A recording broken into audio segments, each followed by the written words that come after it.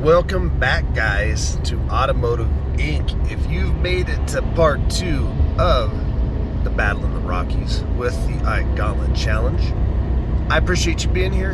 And please look down there in the corner if you haven't already. If you're new, hit the subscription button for me. Scroll down to the like button and hit like. And then feel free to ask any questions along the way. So if you've already seen part 1, we're not going to dabble too much into that. We're going to talk about, this is the first climb out of Denver. So a lot of people think that the Ike Gauntlet is the end all. Well, I've driven over almost every mountain range in the lower 48 in a semi while I was over the road trucking. And I tell you this much, there's a lot of beautiful country and a lot of tall mountains. So it just happens to be kind of what Colorado has, the mystique around the Eisenhower Tunnel, which has been around forever. And it is very cool. But what my test is trying to prove is these gassers can do what diesels do, all right? Meaning within retrospect of what you're towing, your needs and everything like that. If you're towing in excess of 20,000 pounds, my suggestion is to really dive into the thought of a diesel. In addition to that, once you get over those big mountains, and people are saying, well, some of the diesels now do 40,000 pounds. It's outstanding. It's also kind of scary. Meaning, if you're in that high of a range, you're probably in the CDL range anyway. And my suggestion would be to go to a medium-duty truck, say an F-650, a 5500 Ram, one of the new bigger, like top-kick looking Chevys. I'm not sure what they consider them, or even one of those light-duty Freightliners. And the reason to that is because moving a load is not the only thing. Stopping the load, control around curves, and everything like that is very important, and that's where it comes down to what makes a truck good.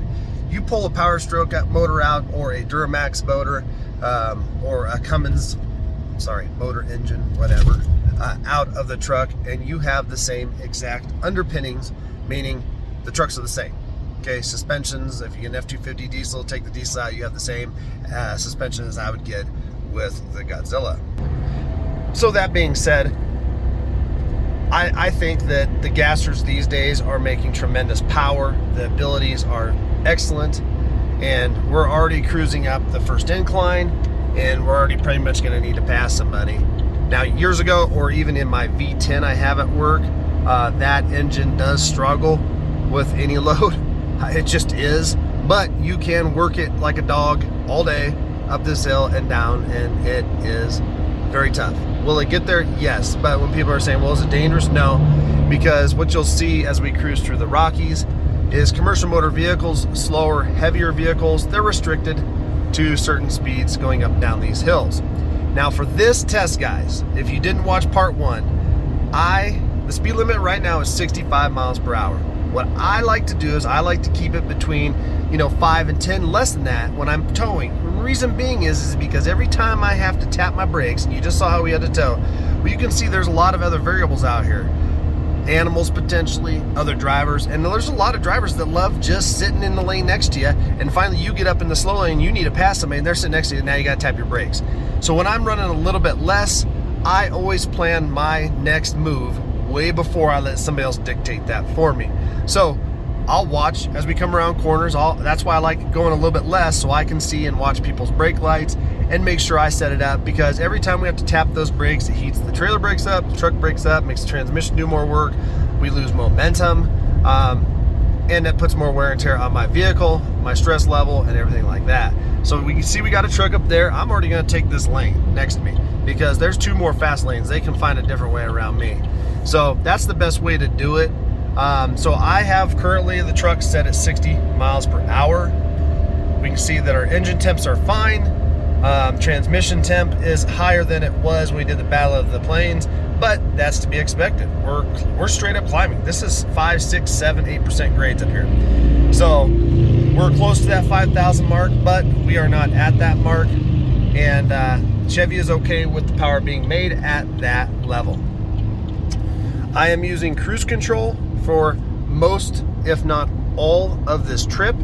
There were instances in the Ford, and I assume I will have similar instances in the Chevy, we'll see, where I will need to take it out of cruise control by tapping the brakes to slow it down and get control, and then I will get it back into cruise control as soon as possible. And the reason why I'm doing that is because that's how both of these manufacturers, or even Ram, has basically set it up for the gassers to get the best, I guess, engine braking, transmission control, and everything going down grades without having the ability to have, say, an exhaust brake like a diesel. So we're gonna stay in this. We're gonna stay within the speed limit. Again, I don't need this truck to do this at anything faster. If you're somebody that tows a lot of weight, you understand that a fifth wheel trailer may weigh, you know, what we talked about earlier, the 12,000, almost 13,000 pounds. But when it's sticking, you know, 13 feet in the air, it's like a giant windsock, and not in a good way. So the actual weight is amplified. Also, going down, that weight gets amplified. Going down, we gain velocity. The weight then kind of, you know, multiplies itself. That's just the law of gravity and stuff like that. So as we keep going, guys, on this initial climb, we went through some construction, so we did have to back off. It was only a 55 mile per hour zone. We're just gonna go ahead and keep it at the 55 and let the truck do itself. And then we're gonna come down to a decline here in a minute. But I do want to talk about somebody. I ran into a guy the other day. Don't know him personally, but he had a brand new HO Power Stroke, and we were talking about it, and I was asking him, because I turned down my 23 special order with a standard output Power Stroke. And you guys, if you haven't seen that video, there is a video where I kind of did a review on it, why I turned it down and everything, because I ordered it, I waited 6 months for it, and that was actually before I even got the Godzilla. And once I got the Godzilla, I realized that I actually liked it, and I didn't need the diesel. But talking to the guy, his towing was under 9,000 pounds, conventional tow, and his gripe is his new truck regens literally almost every other day. And I said, well, you're letting it do the regens. He goes, well, I don't know what that means. I said, well, when it says it needs to regen, or it ramps up for that regen, are you letting it do it, or are you shutting it off? And he goes, no, I shut it off. And I'm like, okay, well, we talked briefly about it, told him he better check his owner's manual. And he's only a few thousand miles in, and I think that that's going to be an issue, and for a lot of people. Now, I did have somebody the other day say, if you were in the market right now, screw the gassers, you have to buy a diesel, which one are you going with? A lot of people are confused because they're thinking, okay, well, I've had a lot of Rams, so I'm going to automatically pick Cummins. I've also had Power Strokes, so like, oh man, Power Strokes are more powerful, that's what you can do. I said, no, I want a second gen 24 GM L5P. And the reason why is I did a video on it of some of the massive changes they've done. They're actually improving combustion inside the engine before it hits the after treatment. So, and Gail Banks did an awesome breakdown of the entire motor. They took the first gen and the second gen completely apart and compared them. More robust engine braking or exhaust braking, but really the design of the piston heads, that's going to be a game changer if you're a person that tends to idle more. And I can tell you this much, if these gassers can go up the hill, you don't need 1,000 pounds of torque. So even though the Chevy's just shy of that, and it's not the most powerful one, any of these engines, including the new diesels, you'll be fine. But that's the engine I'm buying if I'm going diesel, is a 24 or newer GM one. So that being said, back to my gasser. All right, so Big Red's doing just fine. We'll talk about transmission temps when we get to the final thoughts video, but we'll make note of it right now. Again, we're within range. So we're going down our first descent here. I have the cruise control set at 56. And again, I do this because I don't want to have to constantly slow down, pass people, do anything like that. Again, I'm going to let the cruise control do itself up to 10 mile an hour over what I have the cruise control set at. Meaning, yesterday when I drove the Godzilla, there were instances where I had it set at 40 and it creeped right up to 60. Now 60 is what our speed limit is for us non-commercial motor vehicles. But 60 going down a hill, if that's your plan, you're a guy that likes just hauling butt up these hills, then God bless you, be careful. I'll pray for you and your family and your safe journeys. But remember, there are a lot of people out here, you don't know their skill. That guy, that guy, that guy. You don't know their next intent. So although you might be a fantastic tow person, truck driver, keep in mind we don't control those variables. So I like to control what I can when I can, and that's my speed in dictating it. So that, and I will make note of this when it comes to the Chevy in this part, because this was our first descent. And after we do this, there's going to be a little lull, and then we're going to be at the westbound ascent to Eisenhower. That'll be where the next video picks up. And again, this is a great series to watch. But what I did find, though, is with the Ford, and this is across the board anytime I'm driving it or whatever, the Ford will let me get 5 miles per hour under when I'm using the cruise before it kicks in, and it will let me get 5 to 10 over before it gears down. And one thing I've noticed about the GM is literally this thing wants to keep you where you have it set. Literally coming down that decline, I didn't touch the brakes. I have it set at 56, and it got right about to 58, and it chucked a couple gears down, and we were slowing down. Same thing with going up. If you set it at 60, it wants to keep it at 60. So I'm flabbergasted and very pleased with that.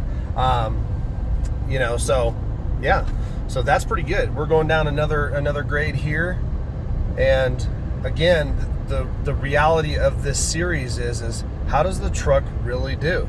Because nobody's coming across these Rockies. If you come across from the west side, you're coming across, geez, I don't even know, a half a dozen, you know, passes or quasi summits, I guess, if you will, and it's up and down, but there is so much to everything else. And I prefer a truck to have ride quality, quiet sound in the cabin. So if I want to have a conversation with people I'm with, yeah, I mean, in reality, there's a lot more than just can I haul butt up the hill. That, when I was younger, that probably might have been a sticking point for me. I want to be the fastest, loudest truck on the road. I don't want that anymore. That's not for me. I want to get there safely. I want to have a comfortable ride. I don't want to hear the engine the entire time. I don't mind hearing it. I don't want to hear it the whole time. And so there will be a lot of those thoughts that kind of come across these videos, but in the final thoughts video, we will touch on everything. Let me turn down the HVAC system, because there's one thing I want to note. And if you watch the first video, the first climb into the Rockies here in the Ford, the 7.3 Godzilla has a lot more engine noise, period. And I know a lot of people are saying, well, I wouldn't buy a gasser because all that noise is up in the front end. And I'm telling you, this engine is as quiet as the Duramax. I cannot hardly hear it, even when it's all in. I don't know how, maybe it's the engine placement. It does seem to see a little bit lower in the compartment than the Ford. Maybe it's Chevy's design of the interior and the insulation. But it is fantastically quiet here over the Ford, and it just blows my mind, because this being the custom level, bang for buck, GM or Chevy, and in some trim levels in the Sierra, this is a more affordable truck, trim for trim, option for option, motor for motor. They're the least expensive. So I mean, I'm pretty, you know, intrigued the fact that in this year of the custom, the 24, we got push button start. We got more swag across the board in here completely. We got a lot of the safety tech. Love the Chevy mirrors, but we get the blind spot monitoring this year as like a standard package, used was a safety, you know. It's got hookup camera up here, so I can actually check my load if I have crap in the back there besides the hitch when I'm towing. I mean, just a good package. So again, I'm mesmerized. Again, the Chevy's heavier, it's less powerful, so in theory it should not do as well as the Ford, right? The Ford is more expensive, more swag, more power. So it will be interesting to see, guys, and the next video will be on the Ike westbound ascent. But let's get this last hill in, because this is a big drop coming into Idaho Springs area. It shifts down to 2 lanes, so let's see how the Chevy does. You'll watch the Ford, but I have the cruise controls set. Again, I'm in control here, so if it gets up to 65, I'm gonna touch the brakes. But I wanna see how the Allison does. So we got to 61, it dropped a gear. So now it's getting close to 65. I'm gonna just do one touch of the brakes here. And just like when I'm driving a semi, I'm gonna go right back into my cruise.